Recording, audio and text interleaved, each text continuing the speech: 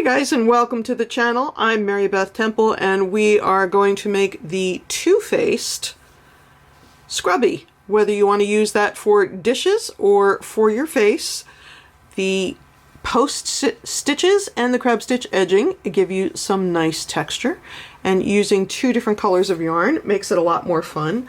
And I am using Re-Up, which is new to me. This is from Lion Brand yarn. This is not a sponsored video, it just happened to be what I saw at the store and liked. And it says, "Save the planet, stitch by stitch, recycled cotton saves," I'm blind, "several cups of water per ball." Regardless, this is a recycled cotton. It comes in a lot of different colors. I saw it at the store, I loved it, I bought it, and I made this cool scrubby out of it, so let's get started. Now, I do want to point out that I'm using a bigger crochet hook than I normally would for a scrubby or for cotton or for this yarn, but I have discovered in my advanced age that if I crochet a little more loosely on camera, it tends to go a little better. So I am using a hook that is too big. You don't need to do that. So we're going to start with the main color and the magic ring. Just as a reminder, make a little X, put your hook through that loop, grab the one that's farthest away, and then get your fingers out, and then we're going to chain 3. 1, 2, 3, and then put 11 double crochet in that ring. Now, of course, if you are allergic to the magic ring and you don't want to do it, you can always chain 2 or 3 and join into a ring with a slip stitch in the first chain, but I like the magic ring better. But one of the great things about crochet is you can change it up and do it the way you want to. Alright, here is my 11th double crochet, so that plus the chain 3 at the beginning totals 12. I'm going to pull up my magic ring. Gosh, I love that. I find that so satisfying. And I'm going to join the round with a slip stitch at the top of that beginning chain, but I'm going to join the round with my new color because my next round is in my contrast color. So I'm going to go ahead and join it with the new color. Now, I did not fasten off my colors and weave in the ends nice because honestly, because we have two pieces, two different scrubbies, and they're going to be crocheted together, I just kind of let the tails hang out and let them live their lives. So I would say leave a tail. You might want to weave it in a little bit just so it doesn't pull loose, but I did not go crazy. So let's chain 3. 1, 2, 3. Front post treble in the very first stitch. So that first one is that beginning chain of the first round. So I'm going around the chain. Yarn over, pull through the stitch. I have 4 loops on my hook. It's 1, 2, 3. Now, moving forward, for each stitch, each of these 11 double crochets that are left, I'm first going to stitch in the stitch like I normally would with a double crochet, and then work a front post treble around that same stitch.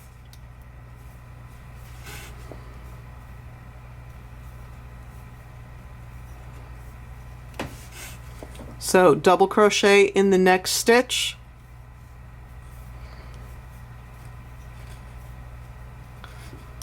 front post treble around the same stitch. So this is increasing my work. I'm going to go from 12 stitches to 24 in my round.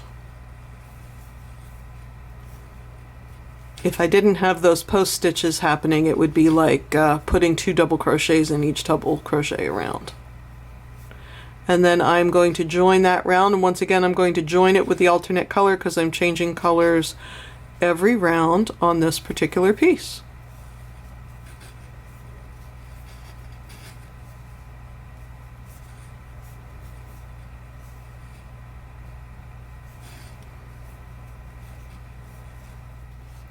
All right, once again, joining that round with the new color, and I'm joining it in the top of that beginning chain 3. So my point when I was babbling was I will weave in those ends that I started with, but other than that, I'm floating the yarn up the back. And the reason I am doing that is because since I'm making 2 of these and the wrong sides will face each other, I don't care what the back looks like. It's going to be hidden. So I'm going to weave in the first 2 ends and then I'm going to float. So now we are chaining 3, 1, 2, 3, double crochet in that same first stitch, and then front post treble around the front post treble.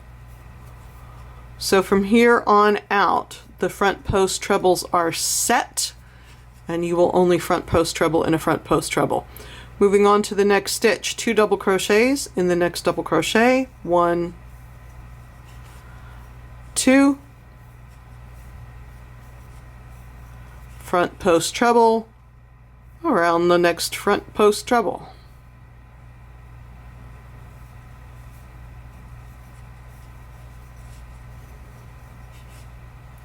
Two double crochets in the next double crochet,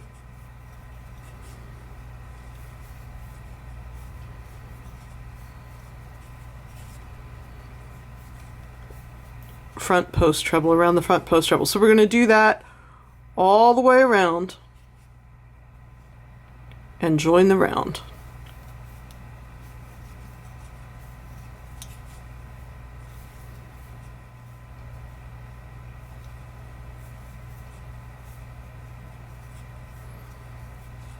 And once again, I'm going to join my round with the next color that is up, and I'm just going to float it up the back. As soon as I can find it, there it is. It's hard when the color that's in the multi is also in the solid. Right, so we have gone from 24 stitches to 36 stitches. We have 24 double crochets and 12 front post trebles. Moving on, we're going to chain 3, which counts as a double, 2, 3, double crochet in that very first same stitch.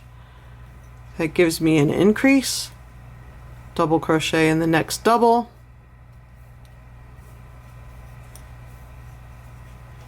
front post treble in the next front post treble.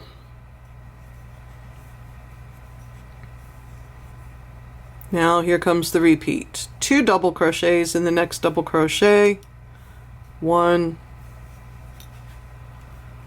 2, double crochet in the next double crochet, and front post treble around the next front post treble. One more time, it's 2, 1, 2, 1 in the next one, front post treble. So we're going to do this one all the way around and then take a look at the 5th round.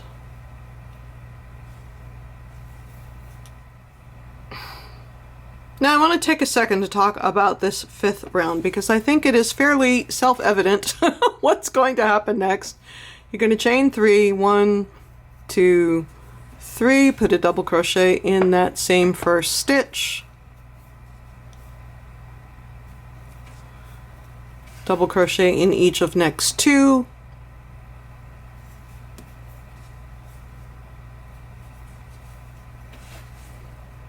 and then front post around the next front post. And then for the purposes of this scrubby, after this 5th round, we're going to move on to the finishing. The point I would like to make is this. If you look at this piece, what you have going on here, picture it like an orange segment. You know, you have the front posts are all lining up with each other, and then the segment is getting wider with each subsequent round, not ground, The reason I want to tell you this is because if you wanted to make your Scrubbie bigger, or if you wanted to make a matching placemat, or a tablecloth, or the top of a beret, or whatever other thing that is round that floats your boat, if you wanted to continue on in this pattern, it would essentially be an increase in the first double crochet by placing 2 double crochets in the same stitch, double crochet in each double crochet to the post stitch in the post stitch. And again, following along in the pattern, this is our last pattern round. We're going to single crochet them together and put a crab stitch edging. But some people like to know how the fabric is made, and they want to be able to change up the pattern to suit their own needs, which is very cool. And again, one of the things I'm really into about crocheting and crocheters.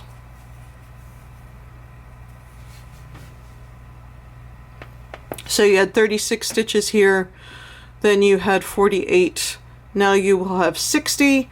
And again, if you were to continue on in this pattern to infinity, each subsequent round would add 12 double crochets because you have an increase after each post stitch and you have 12 segments. So I have my 2 circles.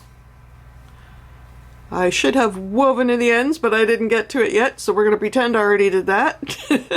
Wanted to get my video finished. And we're going to put them with the wrong sides facing each other.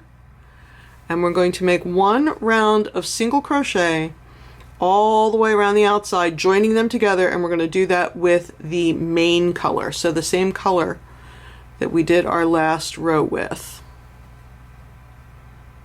There we go. So all we're going to do is single crochet those guys together. You're going to make sure you get under both legs of the stitch in the front and both legs of the stitch in the back. There we go. And I'm crocheting over one of the tails as I go because that is my habit, but I want to make sure these tails are good and tightly woven in so they don't come out when I do my Scrubbie, when I use it to do my dishes. So I'm going to go ahead and work all the way around, and then we're going to put on a round of crab stitch. So I have my round completed. I'm going to join my round with a slip stitch in the first single crochet, chain 1, and now I'm going to do my crab stitch, edging, or reverse single crochet. And if you're unfamiliar with this technique, it's single crochet the way you always would, except instead of going in the direction you normally would stitch, so I'm right-handed and I normally stitch right to left, I'm going left to right, and of course if you were left-handed it would be vice versa. The way people get tripped up with this is they want to change the orientation of the hook, and you cannot. You have to leave it in the same orientation in which you would normally stitch. So instead of going off to the next stitch in that direction, I'm going to the next stitch in this direction. And I'm going to make my single crochet.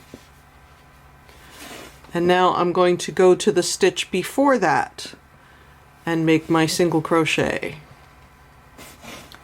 And to the stitch before that and make my single crochet. So you see, I'm not changing the mechanics of the stitch. I'm still making that single crochet the same way I normally would. I have just changed the direction in which I'm stitching. And you can see that gives you a nice corded edge, which gives you not only a neat finish, but some extra scrubbing power.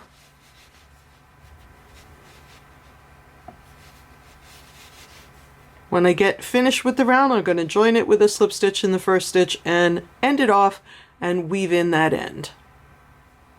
And here we have it all completed.